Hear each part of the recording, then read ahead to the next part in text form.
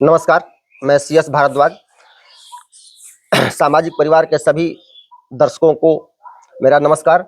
आज हमारे साथ हैं AD न्यूज इंडिया के प्रधान संपादक श्री अमन सांडिल भैया। भैया नमस्कार।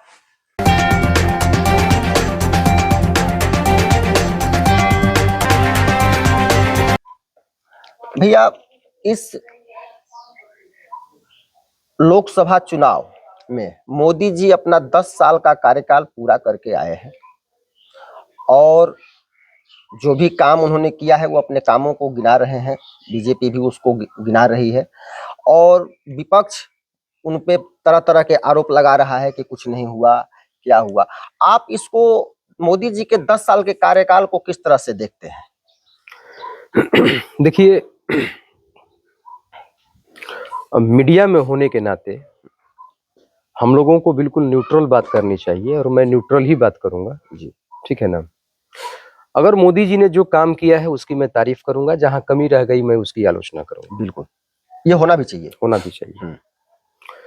10 साल पहले और 10 साल बाद का भारत जो है, इस भारत में बदलाव तो आया है। 14 से पहले की जो दुनिया थी उसको अगर आप याद करते हैं कि आपके पास क्या था, कैसी स्थिति थी, कैसा माहौल था, कैसी परिस्थितियां थी, और उस जो 14 के बाद के जब भारत को आप देखते हैं तो लगभग 180 डिग्री पर पूरा देश घूम चुका है। परिवर्तन हुआ है, इसमें कोई शक नहीं। लंबे लंबे हाईवेज बने, भारतीय रेलवे में सुधार हुआ, वंदे भारत जैसी ट्रेनें चली, ठीक है, जिसको कि सेमी बुलेट ट्रेन भी कहा जा रहा है। माने ये ऐसी उपलब्धि रही कि भारत में बुलेट ट्रेन की जरूरत ही नहीं है। उसी ट्रैक पर, उसी पटरी पर हाई स्पीड ट्रेन ये मोदी जी के समय में चली। ठीक है, ये परिवर्तन की शुरुआत है। ठीक है, जो 2 लेन सड़कें थी लगभग अब 4 लेन हो चुकी हैं। जो 4 लेन थी वो 6 लेन हो गई हैं, 8 लेन हो गई हैं। एक्सप्रेसवे, कई एक्सप्रेसवे बने लगातार, है ना। हवाई अड्डों की संख्या लगभग दोगुनी से ज्यादा हो गई है 70 सालों में जितने। मैं वही बता रहा हूँ, है ना, कि हवाई अड्डों की संख्या इन 10 सालों में डबल हुआ है। ठीक है, चलिए, तो डेवलपमेंट की बात हो गई। डिजिटल इंडिया, आज हम और आप और बात जो डिस्कशन कर ले रहे हैं, हमारी और आपकी हैसियत नहीं थी कि मीडिया की बातों को हम अपने चैनल पर बात कर सके। जनता की बातों को, राष्ट्र की बातों को, संभव है ना, ये संभव नहीं था, पॉसिबल ही नहीं था। जो कुछ लोग थे वही ये बहुत बड़ी क्रांति लाई। बहुत बड़ी क्रांति। आज विपक्ष जो चिल्ला रहा है, अपनी बातों को रख रहा है, तो मोदी जी की डिजिटल क्रांति की देन है। ये डिजिटल क्रांति की देन है। आम गरीब बैंक तक पहुंचे जनधन खाते के माध्यम से। अब सोच लीजिए कि आजादी से लेके 2014 तक कितने करोड़ लोग ऐसे थे जिनके पास पासबुक नहीं था, बैंक खाता ही नहीं था। वो बैंक को कुछ नहीं जानता था कि बैंक क्या चीज है। जब वो गांव का एक व्यक्ति, धनी व्यक्ति, जब बैंक में खाता खुलवाता था तो वो यही सोचता था कि हमारी हैसियत नहीं है बैंक में खाता खुलवाने की। बैंक क्या होता है उसको पता नहीं था। मोदी ने जोड़ा बैंक से। बिल्कुल, यह समय हम सब ने देखा है, अनुभव किया है। देखा तो है, ये देखना और अनुभव किया है, हम सब ने ये अनुभव किया गया है। बिल्कुल। मुद्रा लोन योजना, मुद्रा लोन योजना के द्वारा लगभग 10-12 करोड़ लोगों को बिजनेस के लिए 10 लाख रुपया दिया गया है, और उनमें आदिवासी, दलित, अति पिछड़े वर्ग के लोग हैं। इन्हीं लोगों के कल्याण के लिए दिया गया, उनके कल्याण के लिए, अल्पसंख्यक कल्याण के लिए कई बड़ी बड़ी योजनाएं चलाई गई। मुसलमानों के लिए, उनको आगे बढ़ाने के लिए, व्यवसाय के लिए, रोजगार के लिए, मुस्लिम महिलाओं के लिए कई योजनाएं चल रही हैं, और वो उस पैसों से अपना जो है परिवार का, मतलब कि समझिए कि भारत की आधी आबादी जो चुपचाप बैठी हुई रहती थी घर में, वो अब रोजगार में लग गई है। स्वयं सहायता समूहों के द्वारा, बिहार में, जैसे जीविका हो गया, ये सब हो गया। लखपति दीदी भी बहुत बनी है इसमें, हाँ, इन सब माध्यमों से चर्चा बनी भी है। मोदी जी समय समय पर। अब जरा देश का दुर्भाग्य देखिए कि हर घर में टॉयलेट नहीं था। सोचिए जरा, मोदी जी देखिए कितना सफल रहा अभियान, कितना असफल रहा, मैं इस पर बातें नहीं करूंगा। मैं मंशा पर बात करूंगा कि प्रधानमंत्री की सोच क्या थी। बिल्कुल, प्रधानमंत्री ने शौचालय तक जाकर के सोचा, बिल्कुल, कि मतलब सामान्य आवश्यकता है, जो बिल्कुल प्राथमिक आवश्यकता है। जो महिलाएं अगर दिन में किसी को लैट्रिन पैखाना लग जाए तो दबा करके बीमार हो जाती होती थी, ऐसा होता था। और ये सबकी हम लोग भी उस जीवन को जिए हैं, हम लोग भी, हमारे यहाँ भी जब भी ऐसी स्थिति हुई जिए हैं। बिल्कुल, लेकिन उस योजना से कितना बड़ा क्रांति, कितनी बड़ी क्रांति आई। ये अलग बात है कि अब सामाजिक जो सोच है, जो रहन सहन है, ढंग है, उसमें अगर समाज परिवर्तन नहीं लाएगा तो कोई भी योजना सफल नहीं हो सकती। नहीं होगी बिना जन भागीदारी। जो ये कसम खा ले कि हमको रोड पर ही लैट्रिन करना है तो वो करेगा ही, उसको कोई नहीं सुधार जब तक कि उसके मानसिकता में, विचार में परिवर्तन न आए। ये बहुत बड़ी योजना थी मोदी जी की, बहुत बड़ी। नल जल योजना। अब जब लोकल लेवल पर जो भ्रष्टाचार है, उस भ्रष्टाचार में अगर योजनाएं खत्म हो जाएं, ठीक है, लोकल लेवल पर, लेकिन देश के प्रधानमंत्री ने सोचा कि देश के कई हिस्सों में पानी की समस्या है, शुद्ध पानी की समस्या है, पहुंचे सबको। अभी हमारे इलाके में बहुत सारे ऐसे गांव हैं कि नल जल योजना के तहत पूरे गांव में पानी का सप्लाई होता है, पीने वाला। बहुत सारा गांव है और कुछ गांवों में नहीं है। इतनी बड़ी योजना इन्होंने लाया। मैं ये कहना चाह रहा हूं कि मोदी ने अपने समय में उन मुद्दों को छुआ जो जनता की समस्याएं थी, जो गरीब आदमी की समस्या थी, प्राथमिक समस्या थी, सबकी समस्याएं थी। शौचालय का अमीर गरीब से कोई मतलब नहीं। उज्ज्वला योजना का अमीर गरीब से कोई मतलब नहीं। बहुत सारे ऐसे भी लोग थे गांव में, फॉरवर्ड, बैकवर्ड, ओबीसी, दलित से कोई मतलब नहीं है। जिसके पास नहीं है उसको मिला।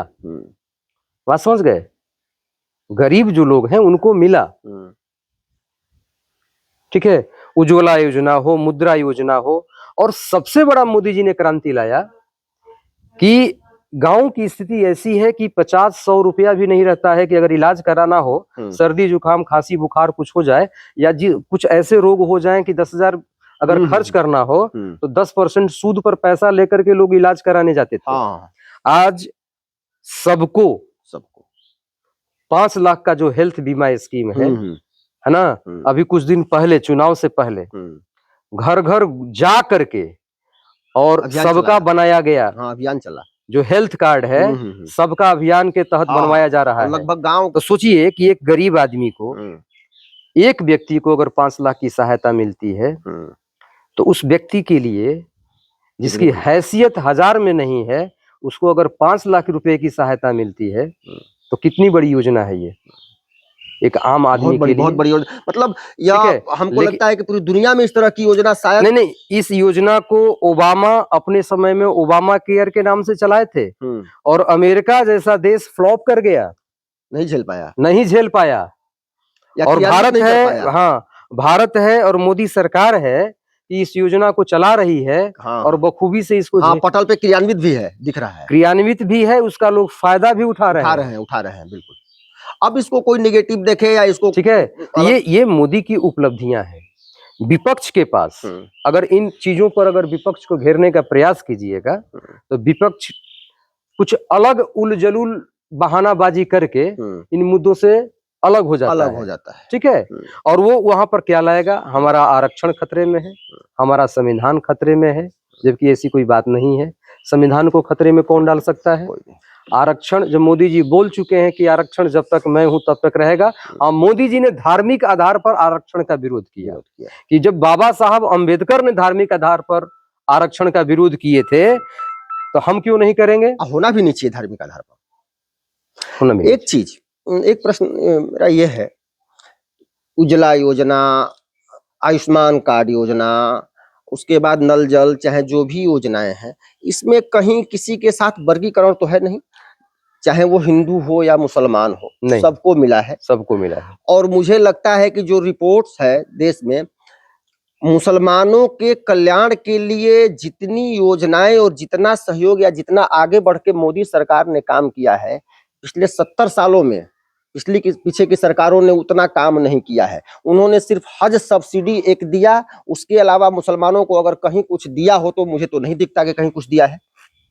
उसके बाद भी भारत के मुसलमान क्या उनको विकास और इस चीजों से उनको मतलब नहीं है, उनको सिर्फ धर्म से ही मतलब है कि उसी आधार पर वोट करते हैं या कर रहे हैं। पूरी दुनिया के मुसलमान इस्लाम के प्रति थोड़े कट्टर होते ही हैं। धर्म उनके लिए एक प्राणवायु की तरह है, ठीक है ना। लेकिन भारतीय मुसलमान वास्तव में कहिएगा तो भारतीय मुसलमान बाकी दुनिया के मुसलमानों से अलग है। विपक्ष चाहता या कांग्रेस आजादी के समय से अगर चाहिए होती तो भारतीय मुसलमान बिल्कुल वैसा ही व्यवहार करते जैसा हिंदू समाज करता है। लेकिन भारतीय मुसलमानों का वर्गीकरण और उनको एक तरह से जो बागी बनाना होता है धर्म के प्रति कट्टर, वो तो कांग्रेस की है। तो शुरू से कांग्रेस करते आई है। वोट बैंक की पॉलिसी जो करती आई वो मुसलमानों को एक अलग छांट करके रखी। उनके मन में वो चीज को छांट करके रखी। आपको मैं बता रहा हूं कि साहबानों का जब मामला आया और साहबानों के केस में, ठीक है ना, जब ये पलटने की तैयारी हुई सुप्रीम कोर्ट के डिसीजन को, तो क्या नाम है इनका, जो भी केरल के गवर्नर हैं, आरिफ मोहम्मद खान साहब। आरिफ मोहम्मद खान साहब ने विरोध किया था, ठीक है, क्योंकि वो मुसलमानों के जागरूकता के पक्ष में रहे हैं। उस समय कांग्रेस में थे, वो मंत्री थे और उन्होंने विरोध किया। उन्होंने अपने स्टेटमेंट में ये बोला है। इस बात को जब हम उस समय नरसिम्हा राव जी भी थे और सब लोग थे कांग्रेस के वरिष्ठ नेताओं के सामने, जब इस बात को मैं रखा तो उनका मत था कि जो गंदी नाली में रहना चाहता है उसको रहने दीजिए, ठीक है। ये स्टेटमेंट था उनका। यानी मुसलमान अगर अपने अंदर सुधार नहीं चाहते हैं तो छोड़ दीजिए, वो उसका परिणाम भुगतेंगे। मोदी जी ने कहा कि नहीं, इस देश को चलाने के लिए हर व्यक्ति की जरूरत है और हर व्यक्ति महत्वपूर्ण है। अगर भारत की 40 करोड़ आबादी, जो मुस्लिम आबादी है, अगर हिंदुओं के साथ या अन्य लोगों जो भारतीय हैं उनके साथ कदम से कदम मिलाकर नहीं चलेगी तो देश का विकास नहीं हो सकता। ये संभव नहीं है। दो धाराएं देश में नहीं हो सकती। एक धारा होकर के जब चलिएगा तब उसका प्रवाह तेज होगा। और इस आधार पर मोदी जी ने कहा कि अभी इसमें सुधार की जरूरत है। जो गंदगियां हैं मुस्लिम समाज में, गंदगी जो है, और वो गंदगी कैसे आई है? जागरूकता के अभाव में आई है। उन गंदगियों को पहले खत्म करो। उनको धर्मांतरण का बना दिया गया है। ट्रिपल तलाक उन्होंने खत्म किया और इसी आधार पर वो यूसीसी की वकालत करते हैं कि जिस दिन यूसीसी आ जाएगा उस दिन हिंदू और मुसलमानों के हित एक हो जाएंगे और उनके अधिकार भी बराबर हो जाएंगे। और जिस दिन मुसलमान एक पथ पर चल पड़ेंगे। हाँ, जिस दिन मुसलमान यूसीसी के दायरे में आएंगे तो जो वास्तविक भारत है वो दिखे, या भारत की जो सोच है वही सोच मुसलमानों के अंदर पैदा होगी। और ये भारत के विकास के लिए बहुत जरूरी है। यह पीढ़ी मान लीजिए धर्मांध न माने, लेकिन आने वाली अगली पीढ़ी धर्मांध नहीं है, उनको मूर्ख बना करके रखा गया है धर्म के नाम पर, है ना। इस्लाम खतरे के नाम पर, धर्म के नाम पर उनके नेता मौलवी जो फायदा ले रहे हैं मुस्लिम समाज से, वो पूरी तरह से उनको अंधेरे में रखे हुए हैं। जो पुराने रीति रिवाज है समय के साथ ध्यान दीजिए, कहा जाता है कि अंधेरा वहां होता है जहां प्रकाश नहीं पहुंचा है। मुस्लिम समाज में अंधकार इसलिए है क्योंकि ज्ञान का प्रकाश नहीं पहुंचा है, सच्चाई नहीं पहुंची है। और मोदी के रीजन में जब ये सच्चाई खुल करके सामने आने लगी तो बहुत सारा मुस्लिम समाज जो है, मुस्लिम समाज का एक हिस्सा, खास करके औरतें, ठीक है, इसका विरोध करने लगी और मोदी के साथ हो ली, उस सुधार के पक्ष में आकर के खड़ी हो गई।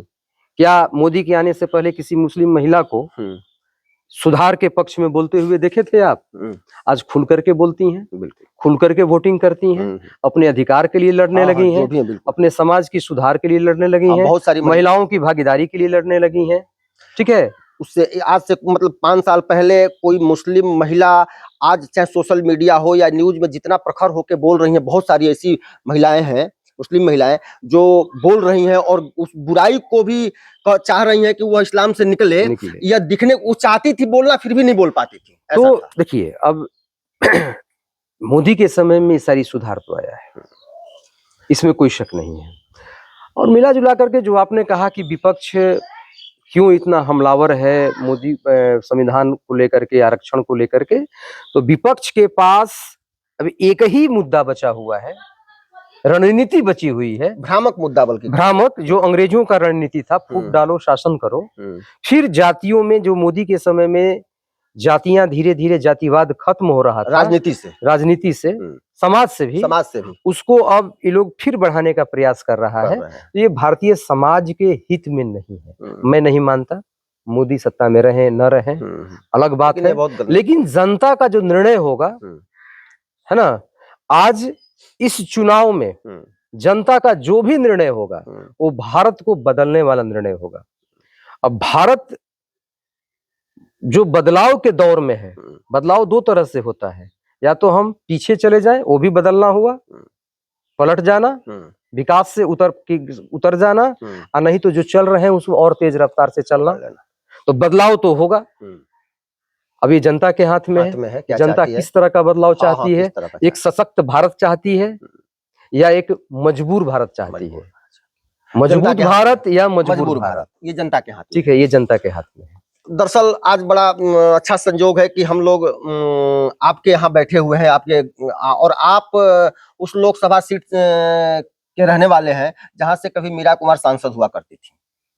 तो बड़ा अच्छा संजोग है, इसलिए मैं चाहूंगा कि इस लोकसभा सीट पर भी हम लोग 2 मिनट के लिए कुछ चर्चा कर लें। देखिए, इस लोकसभा सीट पर मीरा जी का सीट, मीरा जी का सीट है। उससे पहले जगजीवन बाबू यहाँ, कांग्रेस का प्रभाव क्षेत्र तो है, इसमें कोई शक नहीं है। सासाराम संसदीय क्षेत्र कांग्रेस के प्रभाव क्षेत्र का है।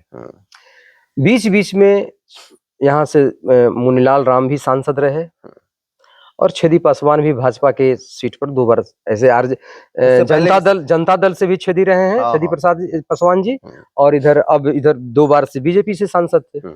इस बार उनको टिकट नहीं मिला तो मुनीलाल राम जी के बेटे शिवेश राम को मिला जी, ठीक है। कांग्रेस की तरफ से मनोज राम को मिला है टिकट। जहां तक मेरा मानना है, पब्लिक परसेप्शन जो है 2 तरह से बटा हुआ है। विपक्ष कहीं ना कहीं से जाति के बीच, जातियों के बीच की जो खाई है, या फॉरवर्ड बैकवर्ड दलित आदिवासी का जो नारा है, उसमें कुछ हद तक तो कामयाब हुआ है, भ्रम फैला करके, चाहे जैसे भी हो, है ना, कुछ कामयाबी उसको मिली है। समाज के कुछ तबका है जो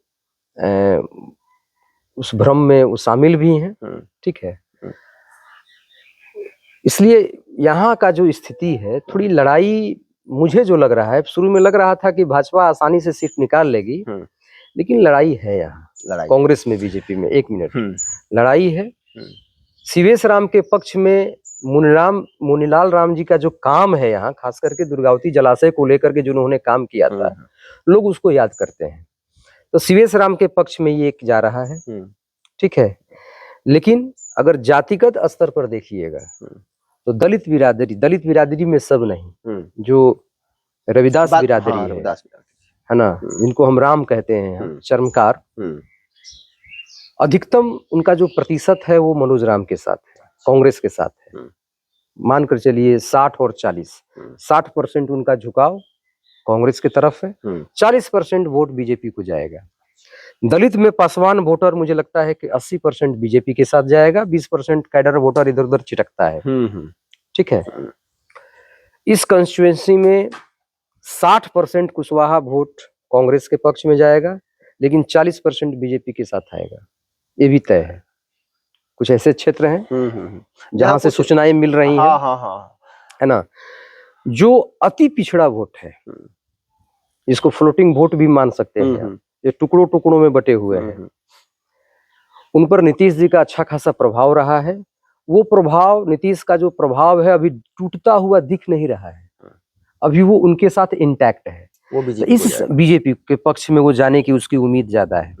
अगर इस समीकरण को आप ध्यान में रखिएगा तो शिवेश राम सासाराम संसदीय क्षेत्र से जीत सकते हैं। अगर अति पिछड़ा वोट पलटी मार गया और कांग्रेस के प्रति लामबंद हो गया, जाति, आरक्षण और संविधान, इन 3 मुद्दों पर इस दिन भ्रामक मुद्दों भ्रामक मुद्दों पर अगर वो भ्रमित हो जाता है, दिग्भ्रमित हुआ, तभी सीवीएस राम हारेंगे। अदरवाइज मुझे लगता है कि बीजेपी यहाँ से सीट निकाल लेगी चुनाव। चलिए, आपके साथ आज चर्चा हुई और जो भी परिदृश्य होगा वो 4 जून को स्पष्ट हो जाएगा। देखते हैं क्या होता है। फिर हम लोग मिलेंगे अगले अंक में। आप इतना समय देने के लिए बहुत बहुत धन्यवाद। प्रणाम।